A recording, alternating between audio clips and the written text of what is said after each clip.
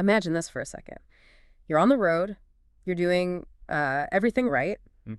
your speed is perfect, you're keeping your distance, and then suddenly disaster strikes. But it's not from something you did. Exactly. It's not your fault at all. Yes. It's some unpredictable element coming from the car right next to you, maybe an unsecured load or a mechanical failure you just couldn't see coming. It's the ultimate chaotic variable in traffic, isn't it? You got human behavior and the car's mechanics all intersecting at highway speeds. And it's completely out of your control. Yeah, the greatest danger often isn't your own steering wheel, but what's happening with the vehicle driving alongside you.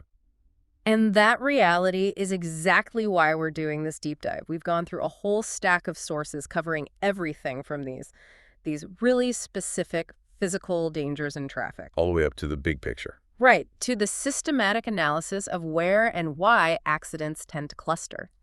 So our mission here is to give you a shortcut, a really distilled awareness to help you navigate traffic, not just defensively, but proactively.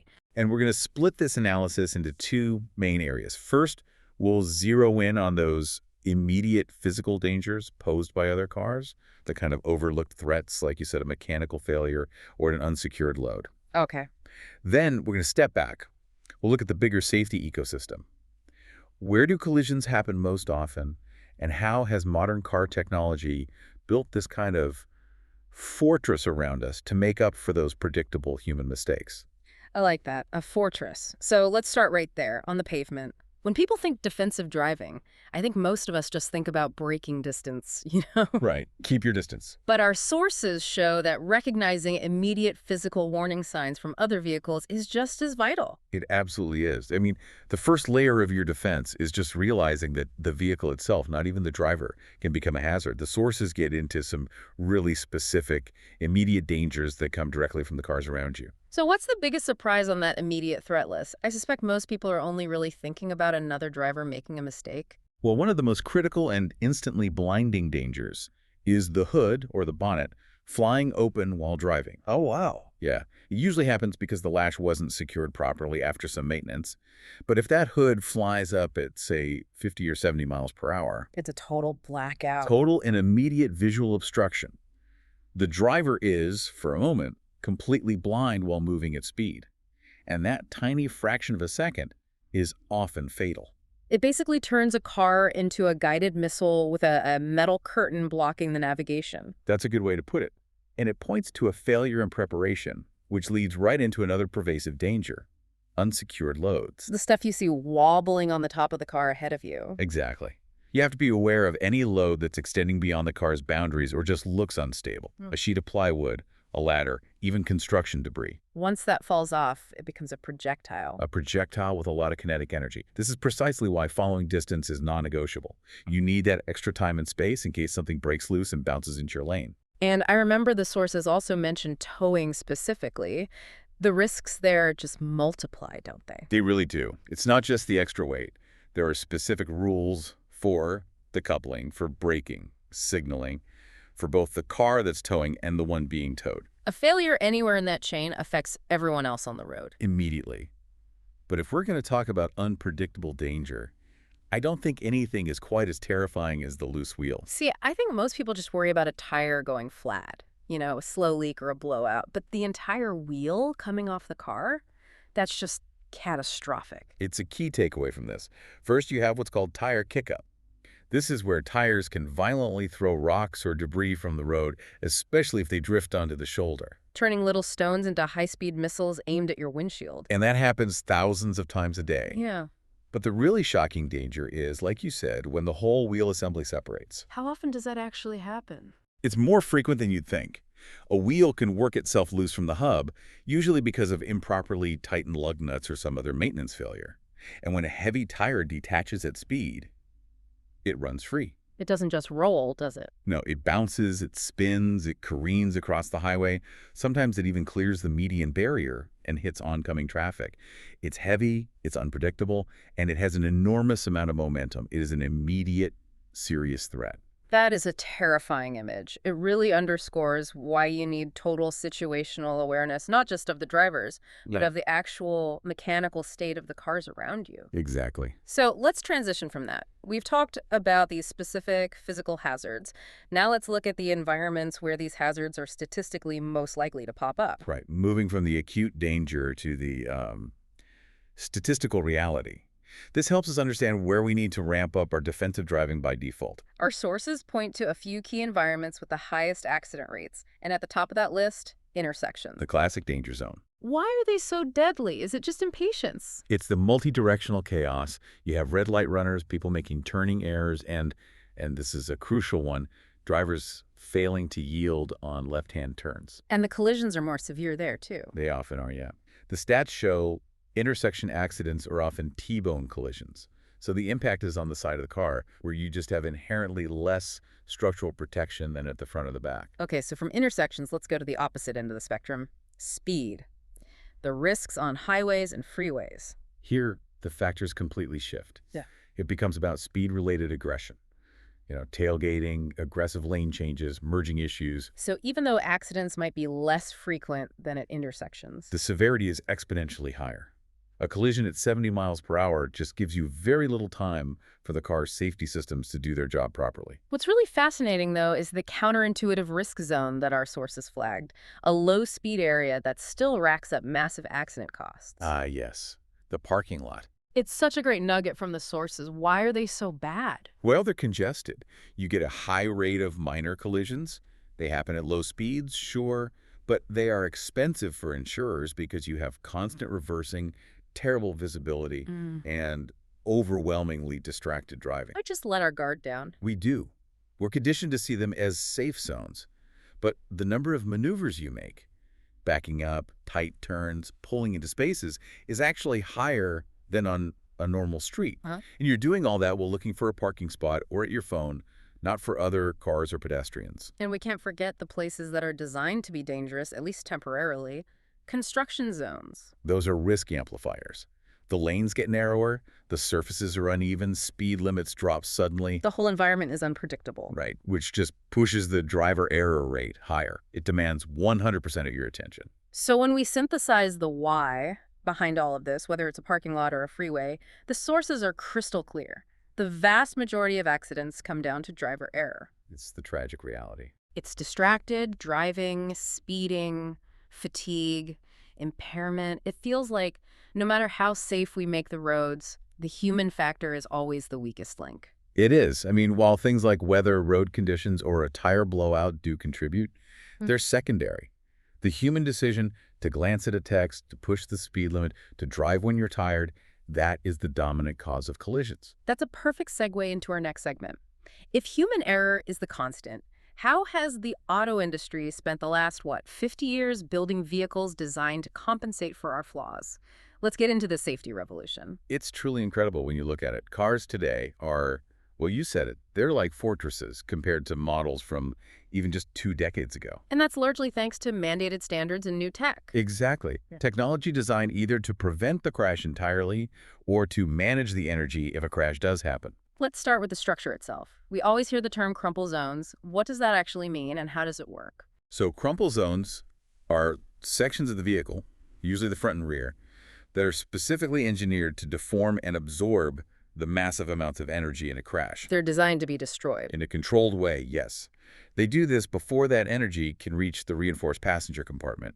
That's the rigid safety cell where people sit. So it's an engineered trade-off. The car gets destroyed so the people inside don't. And then you have the basics, the passive restraints we've had for decades, seat belts and airbags. There's still the foundation. The 3-point seatbelt is your primary restraint.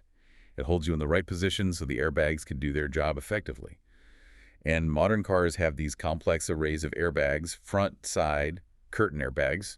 They create a protective cocoon. But the real technological leap, I think, came with the active systems. The ones designed to step in before the crash is a sure thing.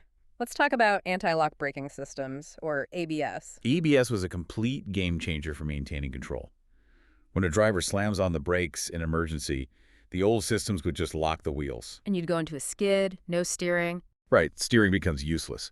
ABS uses sensors at each wheel to detect when it's about to lock up, and then it rapidly pulses the braking force. We're talking thousands of times a second. So the car is doing this super fast cycle of braking and releasing on its own. Exactly that.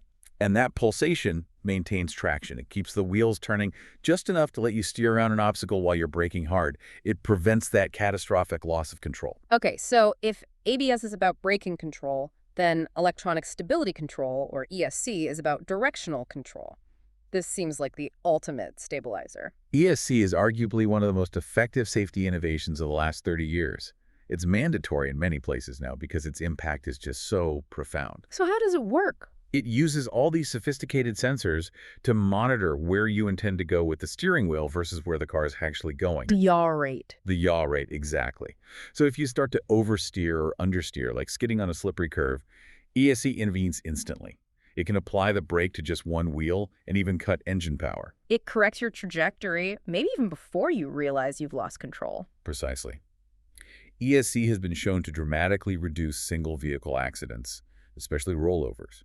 It catches those unintended spins and slides that happen when a driver swerves suddenly. And now we're entering an era of what feels like having co-pilots. Advanced Driver Assistance Systems, ADS. How do these modern systems specifically address the driver errors we talked about earlier? ADS systems are basically the technological countermeasures to distraction and fatigue. We talked about intersections and tailgating, right? Yeah. That's where things like automatic emergency braking, AEB, and forward collision warning come in. They constantly scan the road ahead, and if they sense a collision is imminent and you haven't reacted, they'll step in and hit the brakes for you. And even the simple act of looking over your shoulder to change lanes is now automated. It is. Blind spot monitoring helps prevent those lane change errors that are so common on the highway. And then you have adaptive cruise control, which reduces tailgating by automatically keeping a safe distance. These systems aren't perfect, but they add another layer of safety. A redundant safety layer. They significantly reduce the percentage of accidents caused solely by human inattention. So if we look at the results of all this, from crumple zones all the way to ADAS, the impact is pretty clear. It's undeniable. The data shows a significant sustained decrease in traffic fatalities and serious injuries over decades, even as the number of miles we all drive continues to go up. Modern cars just offer a vastly superior level of protection. Which brings us to our next segment, and it's an important bit of nuance. If the technology is so good, why are some cars still considered more dangerous than others? It's not as simple as just looking at the brand, is it? No, not at all. It's subjective, but it is grounded in physics and safety features. The main things that make a car less safe are a lack of modern protection and inherent physical disadvantages. So what does lack of modern protection actually mean for someone listening to this? It means the car was built before these safety features became standard or mandated. So cars with poor crash test ratings, or ones lacking essential systems like ESC, ABS, or a full suite of airbags, they're automatically higher risk. ESC seems to be a huge factor. It's so vital that its absence makes a vehicle exponentially more likely to be in a fatal single-vehicle crash. And then we come back to pure physics, size and weight. This is critical, and it's pretty easy to visualize. When a small, light car collides with a much larger, heavier one, say, a subcompact car hitting a full-size SUV, the difference in mass dictates the outcome. The smaller car just loses that battle. It absorbs a disproportionate amount of the impact. The larger vehicle transfers far less energy to its occupants, which leads to much higher rates of serious injury or fatality for the people in the lighter vehicle. So when the source data points to specific types of vehicles having higher risk, it's usually because of that physics problem. Exactly that. Subcompact cars are often listed because of their size and weight disadvantage. Then you have sports cars. Which might have great safety features. They might. But their high-performance nature encourages higher speeds and more aggressive driving. And that just statistically increases your risk exposure if you don't respect that power. And the final category, which is probably the most obvious one based on our conversation, older models. An older car is really just a cocktail of risk factors. Doesn't have the modern crumple zones, the reinforced compartments, and critically, it lacks the electronic aids like ESC and often the advanced multi-stage airbags. So the older a car is, the lower its crash survivability. Full stop. No stop. But the ultimate defense, no matter what you're driving, a brand new sedan or a 20-year-old pickup, it still comes back to the driver. Yes, we can't stress this enough. Driver behavior, speeding, distraction, impairment is the ultimate risk factor that trumps everything else. And that really is the essential synthesis we want you to walk away with today. We've mapped out those immediate unpredictable threats, the unsecured cargo, the loose wheel. And we've weighed that against the extraordinary technological protections we get from modern systems like ABS, ESC, and ADS. So if we put all of this knowledge into action on the road, what's the final critical piece of the puzzle? It's about merging that reliance on technology with your own proactive vigilance. Modern cars offer these incredible layers of protection that can reduce how bad a crash is. But they are not a substitute for defensive driving. You still have to pay attention. You have to maintain awareness, especially in those high-risk zones like intersections. You have to obey the basic laws. At the end of the day, your seatbelt and your awareness are still your best, most immediate defense. And here's a provocative thought to leave you with. We've spent decades developing these advanced systems, like AD, specifically to counter human error. Yet, human error still accounts for the majority of accidents. So this raises a really fundamental challenge for the future of driving. If we as drivers start to rely too heavily on the technology to save us, does that reliance start to erode our own vigilance, our concentration, to the point where we might actually become less safe when that technology eventually fails or just reaches its limit? It's a real tension. It is a tension between technological protection and human responsibility that, really, you'll be wrestling with every single time you get behind the wheel. Please like, subscribe, and get notified.